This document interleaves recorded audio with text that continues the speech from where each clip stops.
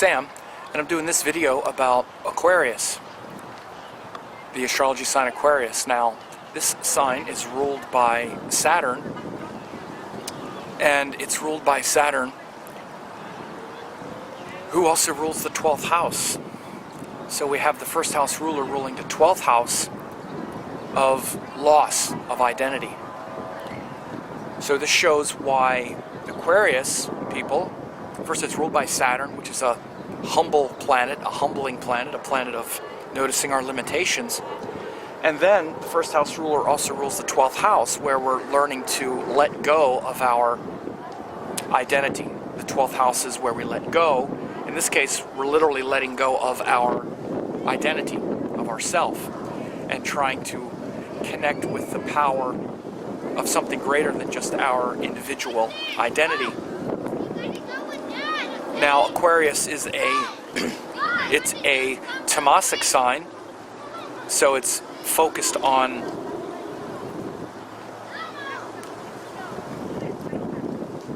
preservation of something long term.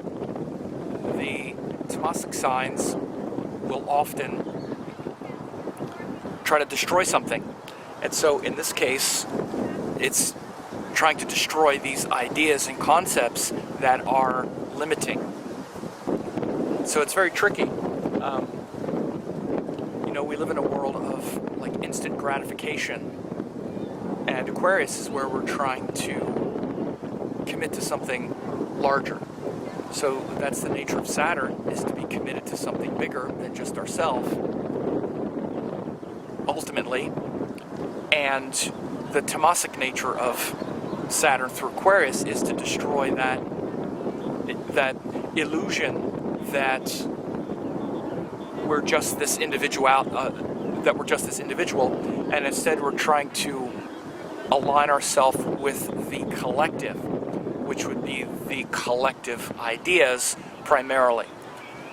Pisces is the mystical, which is even beyond any kind of personal, which is even beyond any sort of collective. But Aquarius is the collective, where we see that our individuality is a sham, basically. That it's worthless unless it's aligned with something higher. This is why we all want to make a difference. We all want our life to mean something after we're gone. So this is why we align with these larger causes, social structures, as you see with the air sign quality of Aquarius. And it's fixed air, fixed ideas, fixed, again, social structures, fixed air. Fixed is a structure, air is social and ideal and like ideological. So this is why Aquarius can tend to bury their own identity, which is the first house, and sort of let go of it, because they're looking for something higher and more of long-term ideology to align themselves with. But they can have an inherently weak self-image, and this can lead to a life of, feeling like we're a servant, and a life that feels like sort of servitude rather than a sort of dignified service. If we just feel like we have to serve because we're like a beggar who doesn't have power, that's a very different feeling than serving from a place of power. So it's kind of like this dichotomy between the king who becomes a beggar and the beggar who realizes he's a king, right? There's often stories that illustrate this concept, and this is the Aquarius-Leo axis. So when we start looking at the house rulers, Jupiter rules the 2nd and 11th houses from Aquarius, and it shows why they're very idealistic, Jupiter, about their ambitions, which is the 11th house, and their values. Their values, which is 2nd house, are very aligned with their ambitions and purpose and speech. They can also tend to exaggerate things a little bit because the 2nd and the 11th houses are joined, and it's also Jupiter. So many times Aquarius can get sort of blown open a little bit too big, too quickly, and get all jacked up and excited about something that they've heard and that inspires them before they've come down to Earth and worked it out and got all the details in alignment. And I say they can get a little too jacked up because, first of all, you know, Jupiter makes things big, and Jupiter's also looking to get inspired rather than looking to be precise. However, this enthusiasm about their values and their desire and willingness to commit to them and do something big is also shown by that quality of Jupiter ruling the 2nd and 11th houses. Now, they have Mars ruling the 3rd and 10th house. So this shows why they have enormous courage, of course, which is Mars, to really go for things that interest them. Of course, the 3rd house is our interests. And take big action and act with a lot of power as a result, which is the 10th house. It can also make them a little too self-willed and push too hard for those things that inspire them, right? Because, for example, we can get too jacked up around things. You know, the 10th house ruler of actions is also ruled by the 3rd house of ego and will. So again, once they take a course of action, or once they get all fired up about something, it can take on a sort of cruel nature, and they need to be careful about not just being what you might call fanatical. This also is, we also see this fanaticism as being contributed to by Jupiter, by the way, as ruling 2nd and 11th houses. You know, Jupiter has the kind of one-dimensional, you know, mind that gets us, you know, believing in something, but we can be fanatical if we don't understand it, and then Mars can just be ready to take that thing and run with it and, you know, sort of destroy what's ever in its way. And so Aquarius usually goes through a lot of changes around these things as Mars, you know, acts with enthusiasm and passion, and as they learn greater peace, love, kindness, awareness, which comes from things like Mercury, Venus, and some of the other planets that I'm going to be talking about, which is where you really see their higher dharmic purpose. Of course, Venus, now we get to her, she's really in many ways, a real sort of saving grace for Aquarius. It really saves them from that feeling of, you know, being burdened by time and this identity that doesn't necessarily experience itself easily. So it feels like it needs to focus on something bigger than themselves because their own self-reflection doesn't feel so good. Well, Venus really changes a lot of that. It rules the 4th house of what's in their heart, the purity and love in their heart. Aquarius has an enormous beauty and love in their heart, particularly toward their teachers and what inspires them authentically, like the true teachings, because Venus also rules the 9th house. So Venus is that Yogacaraka planet that rules the 4th and the 9th houses. It gives them that gentle, beautiful heart that wants to create something beautiful for the world. It gives them that utopic vision of the world.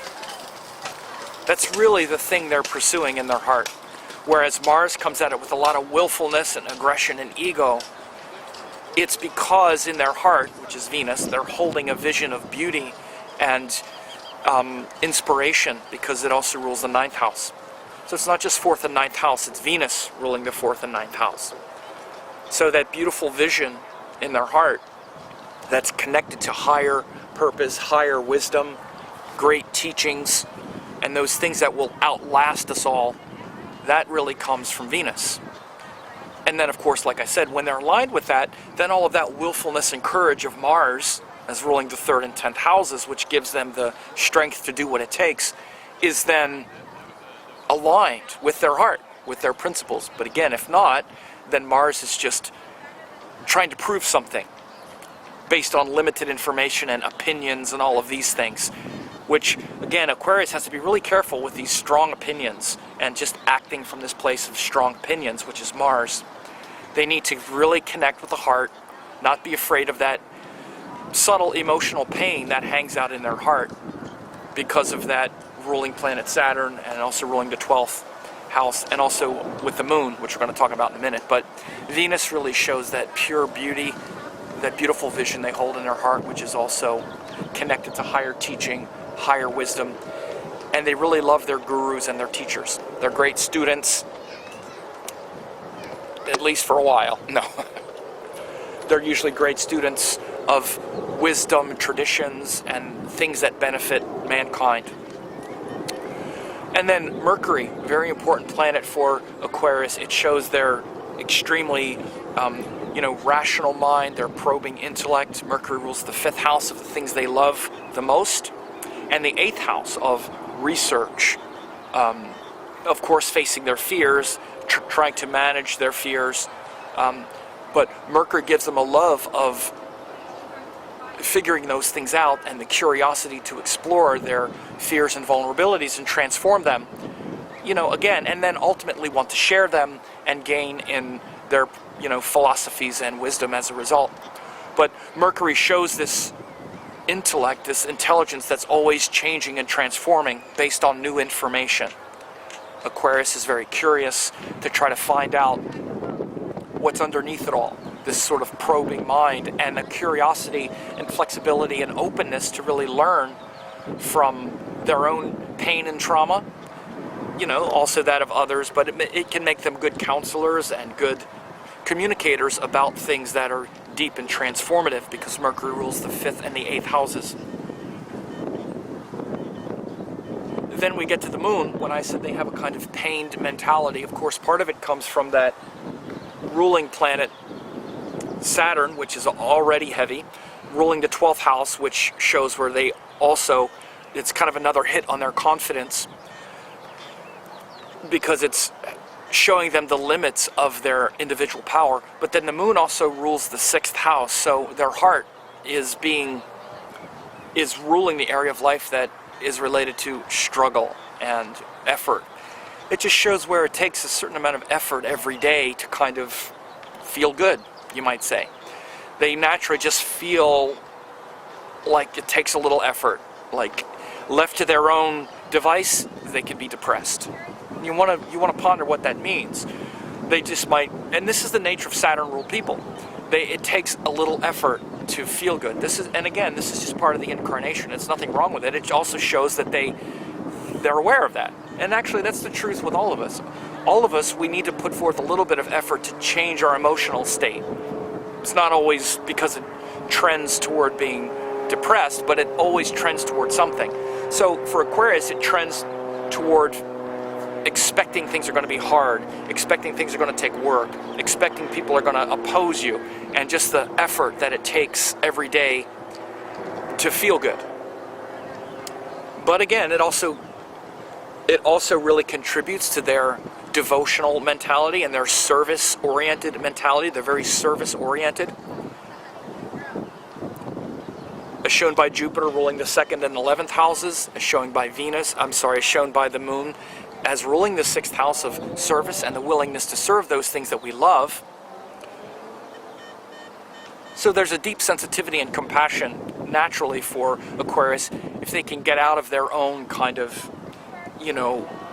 insecurities and power plays that they go through. And then finally, we see a lot of that come home with the fact that Leo is in the 7th house and the Sun is the 7th house Lord. They can tend very easily to give their power away and really kind of search for, like, here's the powerful person that inspires me now.